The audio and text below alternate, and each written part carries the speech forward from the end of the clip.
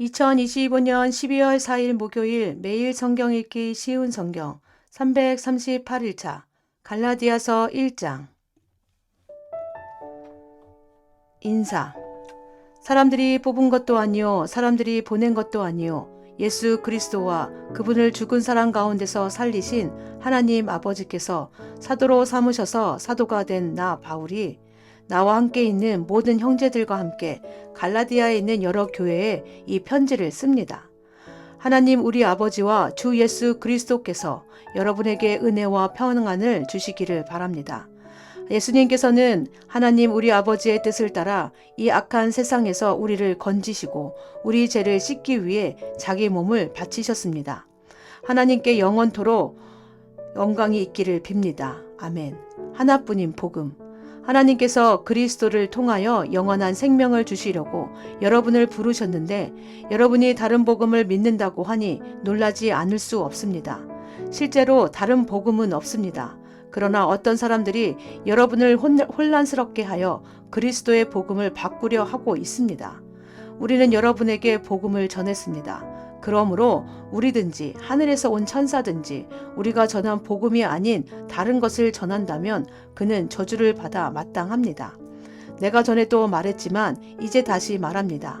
여러분이 이미 받은 복음 외에 다른 것을 전하는 사람이 있다면 그는 저주를 받아야 합니다. 내가 사람의 마음에 들게 하려는 것처럼 보입니까? 그렇지 않습니다. 나는 오직 하나님의 마음을 기쁘시게 하려는 것뿐입니다. 내가 사람을 기쁘게 하려고 한다면 나는 그리스도의 종이라고 할 수 없습니다. 하나님께서 주신 바울의 권위. 형제들이여, 내가 여러분에게 전한 복음은 사람에게서 나온 것이 아니라는 것을 알기 바랍니다. 그것은 내가 사람에게서 얻은 것도 아니요 사람에게서 배운 것도 아닙니다. 그것은 예수 그리스도께서 내게 보여주신 것입니다. 여러분은 내가 어떻게 살아왔는가를 들었을 것입니다. 나는 유대교에 속한 사람이었습니다. 나는 하나님의 교회를 몹시 박해했을 뿐 아니라 아예 없애버리려고까지 계획했습니다. 나는 나와 나이가 비슷한 다른 유대인들보다 더 열심히 유대교를 믿었습니다. 또한 그 누구보다도 조상들의 전통을 지키는 데 열심이었습니다. 그러나 내가 태어나기 전부터 하나님께서는 나를 따로 세우셔서 은혜로 나를 부르셨습니다.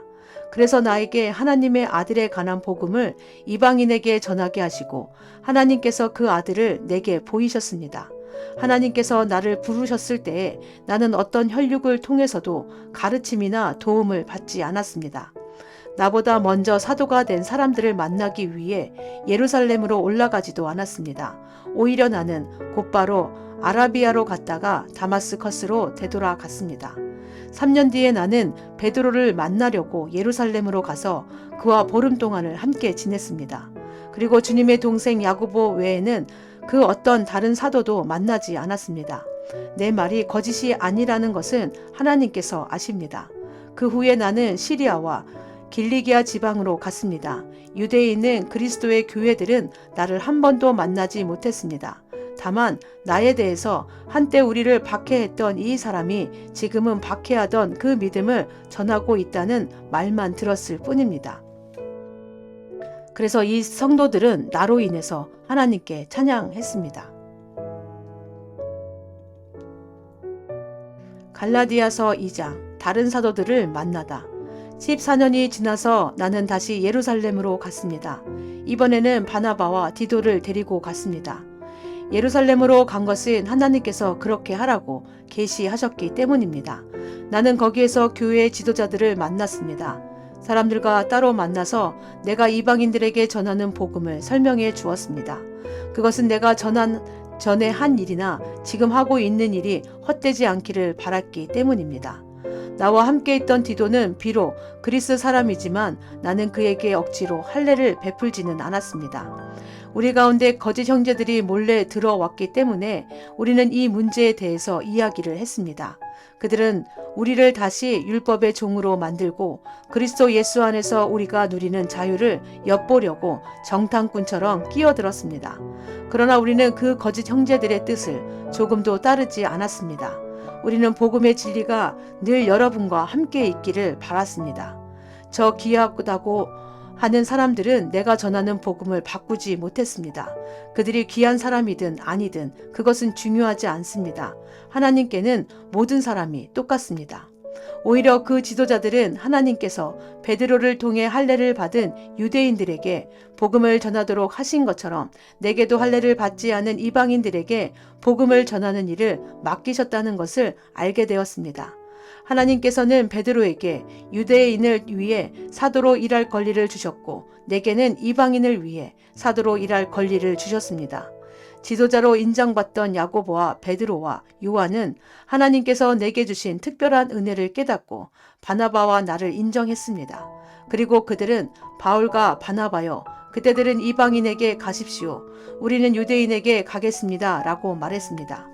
그들은 우리에게 한 가지, 곧 가난한 사람들을 기억해 달라고 부탁했는데 그것은 사실 내가 힘써 해오던 일입니다. 바울이 베드로를 나무라다. 베드로가 안디옥에 왔을 때 그가 잘못한 일이 있어서 내가 그를 대면해서 나무랐습니다. 베드로가 안디옥에 와서 이방인들과 함께 먹고 있는데 야고보가 보낸 유대인들이 오자 먹는 것을 그만두고 그 자리에서 물러갔습니다. 그들은 할례를 받은 유대인들을 두려워했던 것입니다. 이처럼 베드로는 거짓된 행동을 했고 다른 유대인 성도들도 거짓된 행동을 했습니다. 심지어 바나바조차 그들의 거짓된 행동에 유혹을 받았습니다.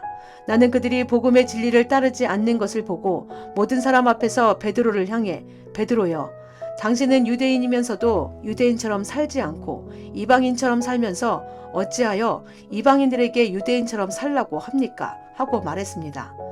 우리는 이방인 곧 죄인이 아니라 유대인으로 태어났습니다. 하지만 우리는 율법을 따른다고 해서 의롭다함을 받는 것이 아니라 예수 그리스도를 믿음으로 의롭다함을 얻는 것을 압니다. 그래서 우리는 의롭다함을 얻으려고 그리스도 예수를 믿었습니다. 우리가 의롭다함을 얻는 것은 그리스도를 믿었기 때문이지 율법을 지켰기 때문이 아닙니다.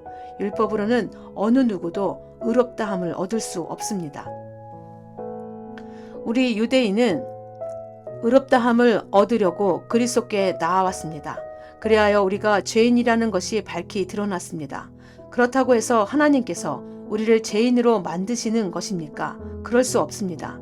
내가 이미 헐어버린 모세의 율법을 다시 가르친다면 그것은 틀림없이 내가 죄를 짓는 것입니다.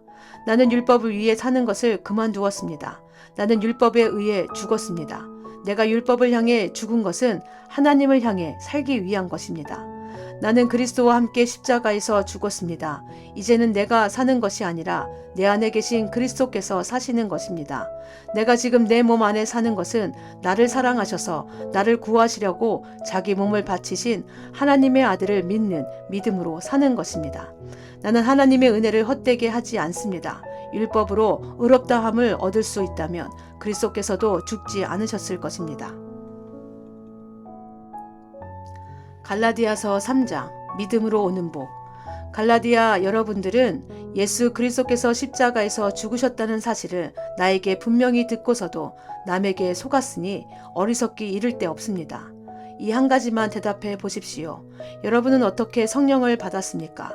율법을 지켜서 받았습니까? 아닙니다. 복음을 듣고 믿었기 때문에 받은 것입니다. 성령 아래서 살기 시작하다가 이제 와서 다시 자기 힘으로 살려고 하다니 여러분은 참으로 어리석습니다. 그렇게 많은 고난을 경험했는데도 그 모든 것이 다 헛일이었습니까? 그렇지 않기를 바랍니다. 여러분이 율법을 지켰기 때문에 하나님께서 성령을 주셨습니까? 아닙니다.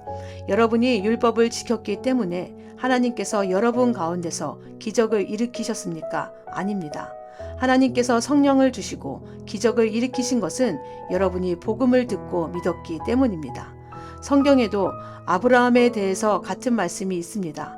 아브라함이 하나님을 믿으니 하나님께서 아브라함의 믿음을 받으시고 그를 의롭다고 여기셨다.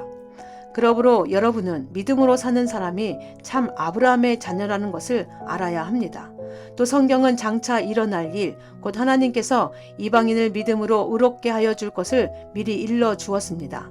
이 복음을 먼저 아브라함에게 전했는데 그것은 모든 민족이 너로 말미암아 복을 받을 것이다 라는 성경 말씀과 같은 것입니다. 아브라함이 이를 믿으니 그 믿음 때문에 복을 받았습니다. 이것은 지금도 마찬가지입니다. 누구든지 믿는 사람은 아브라함처럼 복을 받습니다. 그러나 율법을 의지하는 사람은 다 저주를 받습니다. 성경에도 이렇게 적혀 있습니다. 율법책에 적혀 있는 것을 다 지키지 않는 사람은 저주를 받는다. 율법을 통해서는 하나님으로부터 의롭다함을 얻지 못한다는 것이 분명합니다. 성경에 이렇게 적혀 있습니다. 믿음으로 의롭다 여김을 받은 사람은 살 것이다. 율법은 믿음에서 생겨난 것이 아닙니다. 율법을 지키는 사람은 율법으로 인해 살 것이다 라는 말씀도 있습니다. 그리스도께서는 율법이 우리에게 씌운 저주를 거두어 가셨습니다. 그리스도께서 우리를 대신해서 저주를 받으셨습니다. 성경에도 이렇게 적혀 있습니다. 나무에 달린 사람은 다 저주를 받은 것이다. 그리스도께서 그렇게 하신 것은 하나님께서 아브라함에게 약속하신 복이 이방인들에게도 미치게 하기 위함입니다. 이 복은 예수 그리스도를 통해 옵니다. 예수님은 우리로 하여금 하나님께서 약속하신 성령을 믿음으로 받게 하기 위해 죽으셨습니다. 율법과 약속, 형제들이여, 예를 들어서 말하겠습니다. 사람들 사이에서도 약속을 맺으면 아무도 그 약속을 무효로 하거나 어떤 것을 덧붙일 수 없습니다. 하나님은 아브라함과 그 자손에게 약속하셨습니다. 그런데 하나님은 여러 사람들을 가리키는 말로 그 자손들이라 하시지 않고 오직 한 사람을 가리키는 말로 내 자손이라고 말씀하셨습니다. 그 한 사람이 바로 그리스도이십니다. 내 말의 뜻은 이렇습니다. 하나님께서 아브라함과 맺으신 언약을 그보다 430년 뒤에 낳은 율법이 없앨 수 없다는 것입니다. 만약 우리가 받을 유업이 율법을 통해서 온다면 그것은 약속에서 나온 것이 아닙니다. 하지만 하나님께서는 약속하신 것에 따라 아브라함에게 복을 베풀어 주셨습니다. 그렇다면 율법은 무엇을 위해 있습니까? 율법은 사람에게 주신 것은 하나님께서 약속하신 아브라함의 특별한 자손이 오실 때까지 죄가 무엇인지를 밝히기 위해서입니다. 율법은 하나님께서 중개자의 손을 빌어 천사들을 시켜 만든 것입니다. 그러나 한편만 있을 때에는 중개자가 필요 없습니다. 하지만 하나님은 한 분이십니다. 모세 율법의 목적. 그렇다면 율법은 하나님의 약속과 반대되는 것입니까? 그럴 수 없습니다. 만약 사람에게 생명을 주는 율법이 있었다면 우리는 그 율법을 지킴으로써 의롭다함을 얻었을 것입니다.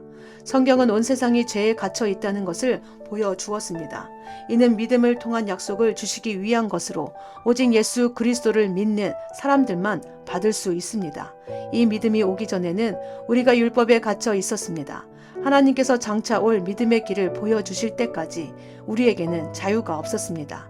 그리스도께서 오시기 전까지는 율법이 우리의 선생이었습니다. 그러나 그리스도께서 오신 뒤에는 우리가 믿음으로 인해 의롭다함을 받을 수 있게 되었습니다. 이제 믿음의 길이 나타났으므로 다시는 우리가 율법에 갇혀 있을 수 없습니다.